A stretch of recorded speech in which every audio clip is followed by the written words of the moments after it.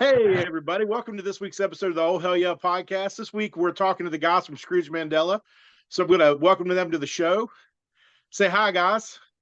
Hello. Hi, guys. All right. Introduce yourselves and tell us a little bit about you. Travis, you go first. Tell them about me. I'm Brian. I'm Travis, and I'm in a band. Okay. I'm Brian. I play rhythm guitar and sing. And I like long walks on the beach. And my spirit bird is an albatross.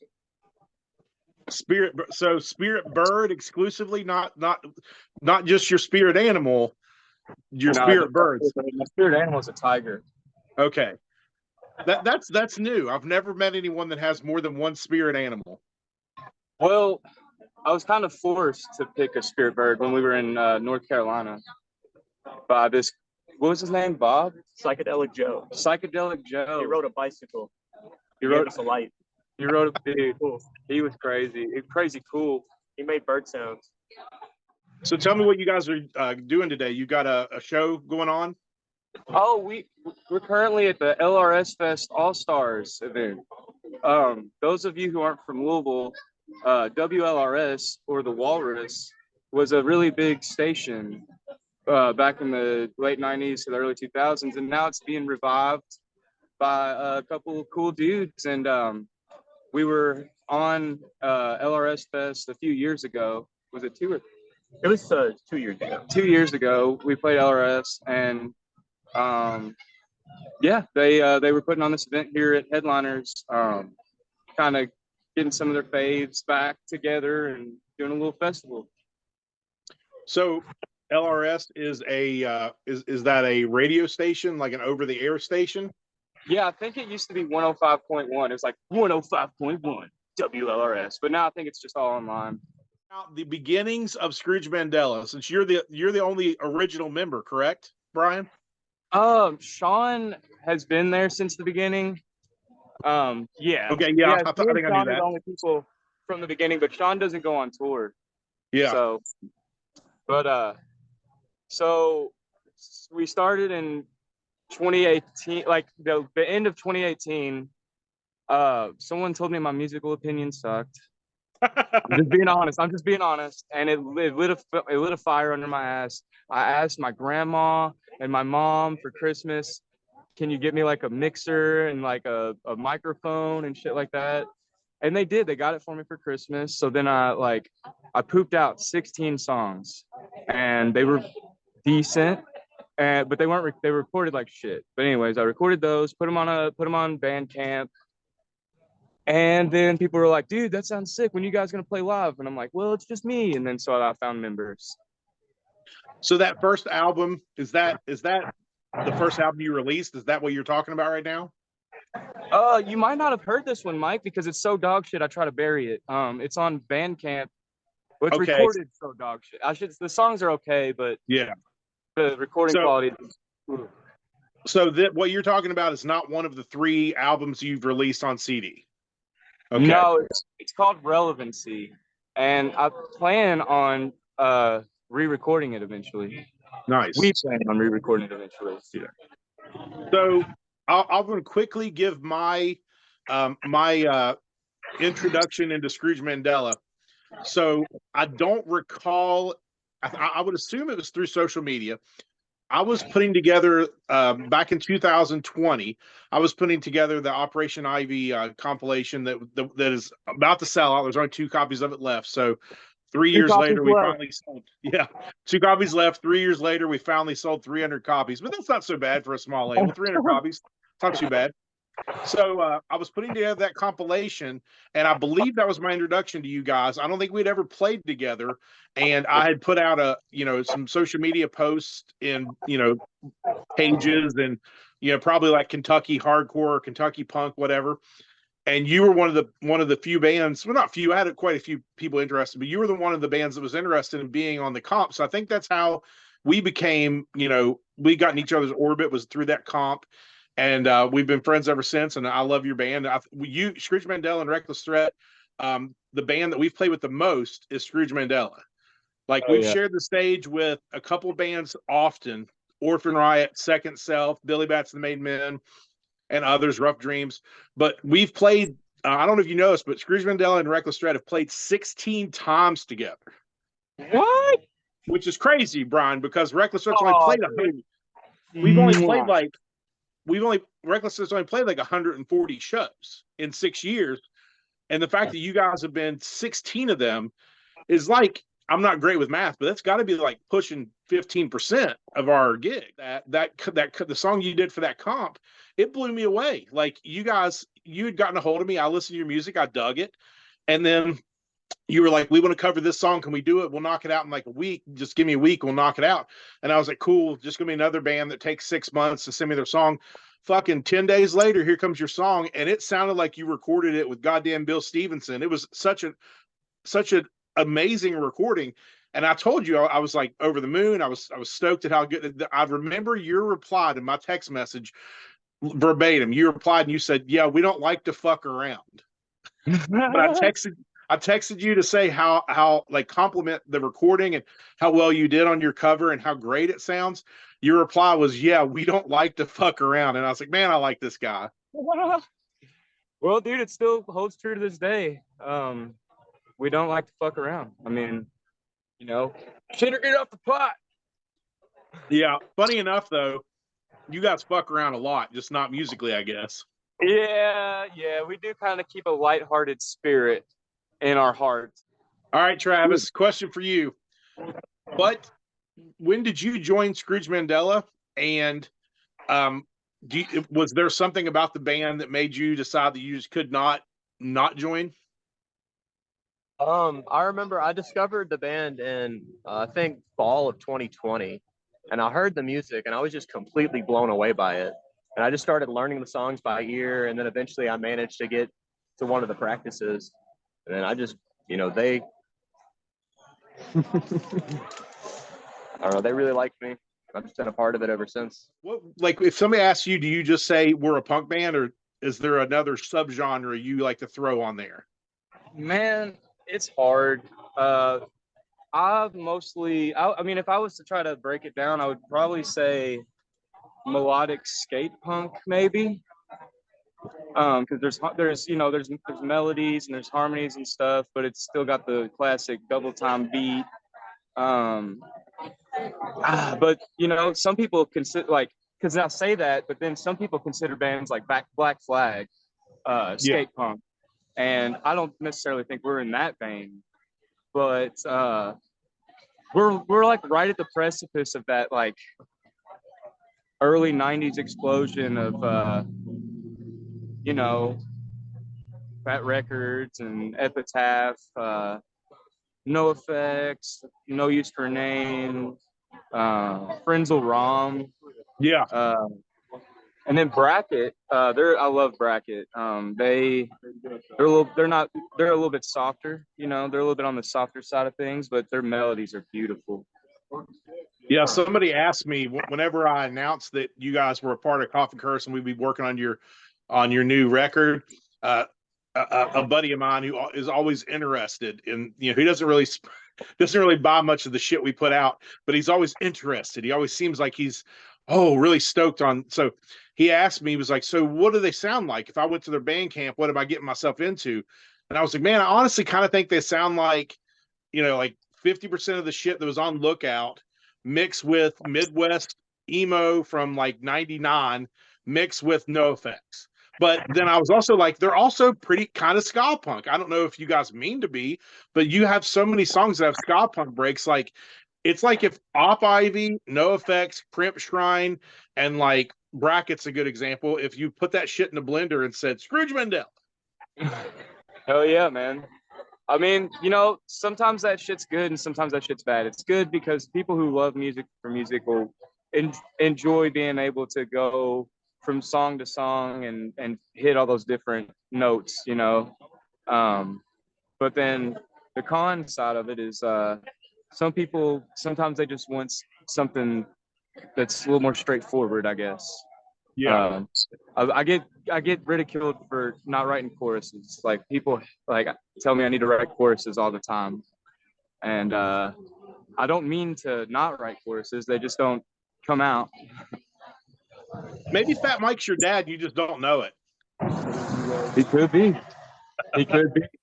I mean, no effects don't really. Fat Mike doesn't really write choruses, and you guys remind me in spirit. You remind me of No Effects so much because of that.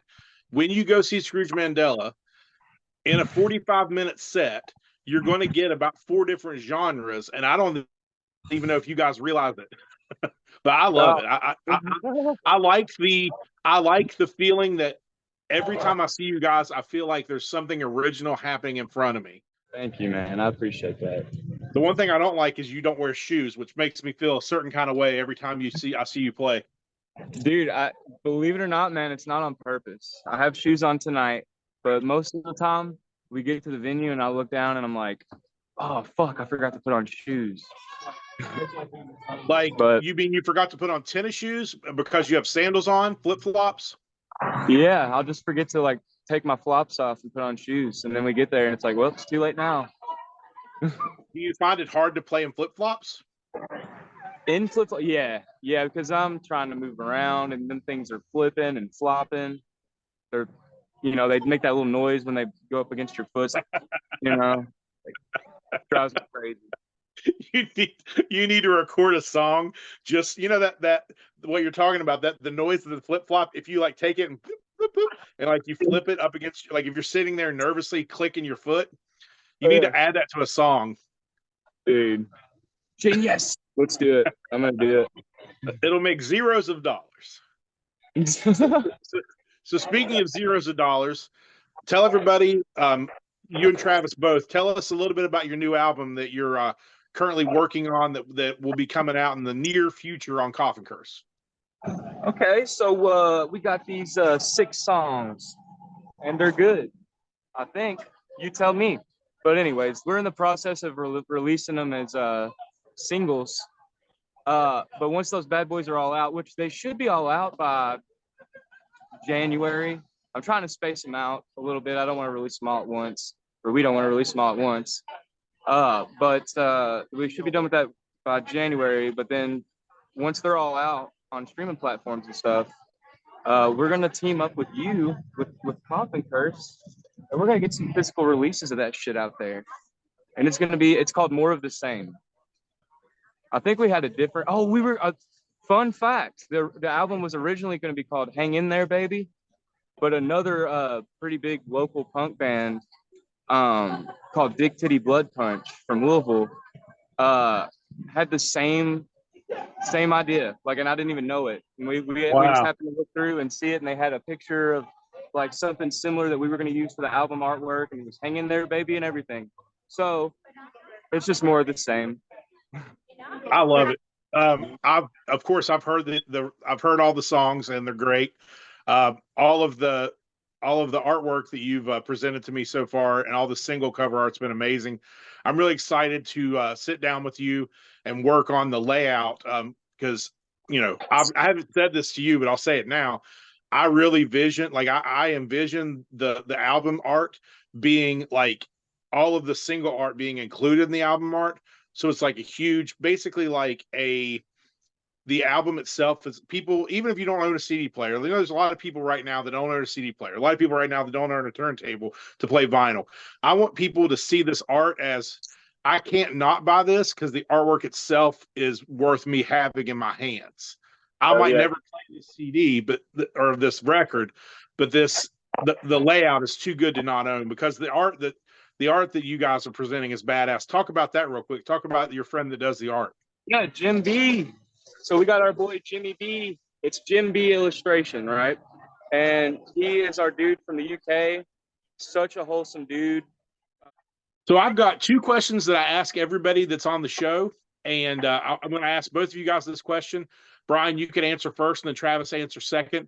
So, Brian, can you pinpoint the moment that you got into punk rock? What got you into punk music? Dude, it's a hard question because I was, even as a kid, I wasn't really too savvy with genres of music or anything. Like my mom turned on pop music and I listened to like 98.9 Kiss FM and all that stuff. So I wasn't really I didn't know anything about rock music really. And then dude, I guess all the small things from Blink-182. That's when I knew. When I heard that on the radio. So like 1998. Nice. Yeah, dude. Like I heard that, and like I know a lot of people are gonna. I know it's not a punk song. I know, chill. But it is the first thing I heard that pointed me in that direction. Like I really liked it. Then I went out and bought all the Blink 182's albums, and then when I I followed them like forever until they broke up that first time. And then when they broke up that first time, I would follow like Boxcar Racer, then Plus Four. I was a big fan of Blink-182 for a long time, and then I found No Effects when I was about. God, it's kind of later on. I don't remember. The first time I heard a No Effects song, I didn't like it, but then I went back and listened to them, and I ended up liking it. But yeah, I'd say 1998. I heard all the small things. I was like, I'm gonna be a punk. Hey, don't feel bad about that, man. Everybody has their gateway story, their origin story, and if that's what got you into it, then that's what got you where you're at now. And what you're doing is kick ass. And if it wasn't for Blink-182, there would be no Scrooge Mandella. So there's nothing wrong about that at all.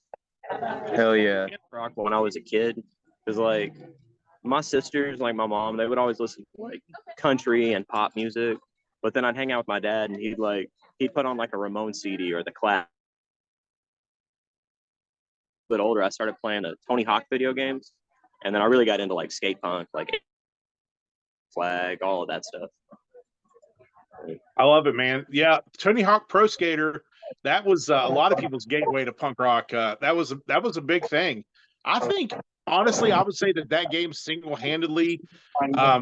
Obviously, Green Day and the Offspring and all of the stuff that hit the year that punk broke was responsible for a certain number of bands and Epitaph Records and Fat Records and the small amount of bands that got really big at that time. But I honestly think that what kept punk growing through the late 90s and early 2000s was single-handedly Tony Hawk Pro Skater. That soundtrack was off the fucking chain, and to this day still has probably the best soundtrack for punk rock that I can't imagine. I mean, there's obviously a lot of comps that are awesome, a lot of the Fat comps and a lot of the Epitaph comps, and that really changed the game. But as far as a soundtrack, I would say that Tony Hawk's Pro Skater is definitely the one that got the most people into the genre.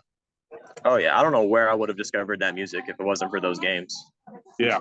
Oh, for sure. Are you a fan of pro wrestling? And if so, can you remember what started your fandom for pro wrestling? Who was the wrestler, or was there a moment where you were like, okay, I dig this? I haven't really been a fan since I was a kid, but when I was a kid, I used to like hang out with my friends, and we'd watch a couple nights a week. But I think it was The Undertaker that I was really into. That's a good. Yeah, we would like try to recreate the moves. We would put a ladder on a trampoline and just like do stupid shit. As all kids do. I like that answer. That's the first Undertaker I've gotten. I've got a lot of.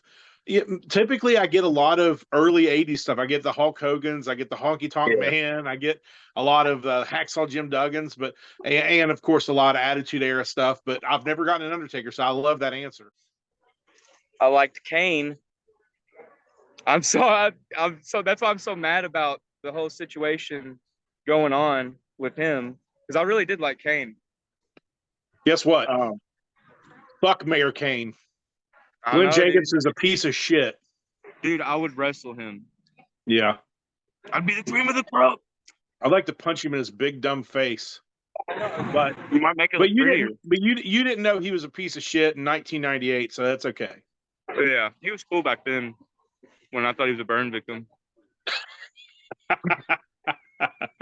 So, have you ever seen pro wrestling live?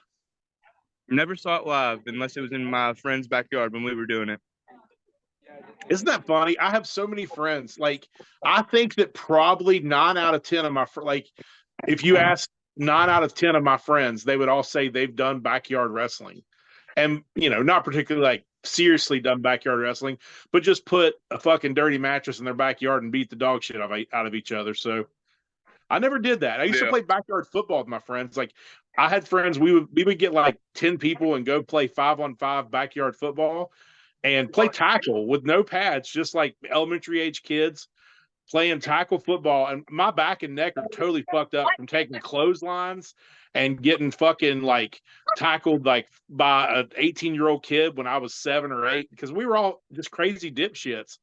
But somehow I missed, even though I've been a wrestling fan my whole life, and I grew up in a neighborhood with like 4 dudes who we all watch wrestling together, but we never got outside and beat the shit out of each other with wrestling. It was like, even though we were all wrestling fans, somehow we only just played tackle football. So I don't know. Maybe I'm better off. Come back down there. It's going down, Mike. Dude, if you hit me with one wrestling move right now, I'd probably put me in the grave. My body's all fucked up. Whatever, dude. You can lift me over your shoulder and throw me 50 feet. I would love to put the boots to you. I'm not going to lie. Dude, I'll let you put the boots to me. I'll let you put your boobs to me. So, why don't you guys drop some promo on what you guys have coming up? Talk about where to listen to Scrooge Mandella and where to see you guys coming up soon. Tell me how that chicken sandwich tastes. It looks pretty fucking gross, to be honest with you. It's mid. It's it's all right. But headliners. Here's a headline for you, headliners. Your chicken sandwich is mid. No, I was done. Are you guys getting paid in chicken sandwiches tonight? No, this was a gift. I don't know where it came from. All right, so maybe Headliners doesn't have a bad chicken sandwich. Yeah, I don't know. This might be from someone's trunk. I don't know. From that food truck. But right. It's from the food truck. But all right, yeah. So real quick, Scrooge, what are we doing right now? We're not doing much. We're working on getting these new singles out. We just went in and finished up The Death of John Smith. It's done. Now we just gotta get it mixed and mastered and sent to you for that new No Effects. I heard they broke up comp. 2024, Scrooge is gonna do weekend runs. I'm not booking. I'm tired. I'm fucking done. I'm not booking a month-long tour. I'm not booking 2 months long, so I'm fucking sorry. We're gonna do weekend runs 2024. But the good news is, the silver lining is, between those weekend runs, we're gonna work on like a full-length album. Jackson, welcome to the podcast. It's a podcast. We're doing a podcast. They told me it was a podcast, so that's why I came in, wanted to cast my pod. Jackson, come down here and put your face in the camera. I'm gonna ask you 2 questions. All right. I already know the answer to one, but I want you to answer it. What is your gateway to punk rock?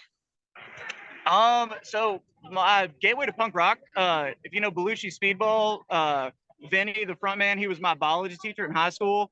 And I already had some interest in heavy music, but he kind of steered me more into that direction. So shout out Vinny. Nice. All right. Last question, then I'm gonna let you guys go, Jackson. What, if any, are you a fan of pro wrestling? And if so, have you ever seen an event live? And do you have a memory of that event? Yes, I'm a big pro wrestling fan. Love pro wrestling. I've been to like 2 or 3 events. I've been to like a SmackDown taping, a Raw taping. My best memory from a WWE event is we went to get in the gate with our tickets. My dad and I did, and they had like sold our tickets twice or some shit like that. You know, they had like overbooked the seating. So we got our tickets because we had some cheap seats. They bumped us up really close. I was like, 5 or 6 rows behind the barricade. It was super fucking sick. I got to see Batista. He came out and talked a whole bunch of shit about Louisville and Kentucky, which I thought was hilarious. And then I didn't get to see The Undertaker, but I was a part of one of those moments where the lights shut off and the fucking bell sounds, and that was super. That was a great pro wrestling moment for me. Oh man, that would have been sick. I never got to see or be in. I've seen probably 40 live events. I'm a pretty big fan. but I've never been to an event where the Undertaker was at or like mentioned it. I've been to a lot of house shows, and a lot of those house shows, the non-televised shows, you kind of get the C squad. So it's like in the 90s, I would go to a house show thinking I was going to see Ric Flair, and I would get David Flair. Or I would think I was going to see, I would go to a WWF house show thinking Stone Cold Steve Austin was going to be there, and I would get like just Sean Waltman from DX. So it's like, you know, there's still. If you ordered Ric Flair off Wish. Yeah, exactly. Tell everybody bye. Hey, bye, everybody. Hey, Sean. What Love up, you Mike? too. Hey, quick question for Sean. Hey. What got you? What band got you into punk rock? I'd have to say Sublime. That's a good answer. I like that. I'm a huge Sublime fan. Yeah, I love it. That's my favorite band. Here's a quick question for you, because I saw this being debated on social media this week. Do you think Sublime is ska punk, or reggae? That was the question that was issued on social media. They're all of that. All of that. Totally agree. It was They're crazy. all-encompassing. It was one of those YouTube, like it was a thing that kind of got a little bit viral on social media, and somebody posted a YouTube like click the box here, whatever, you know, click 1, 2, or 3. 1 was they're a ska punk band, 2 was they're a punk band, 3 they're a reggae band, and it was like 80% of the people voted reggae, and I was like, what the fuck, man? They're not. I mean, they are literally all encompassing.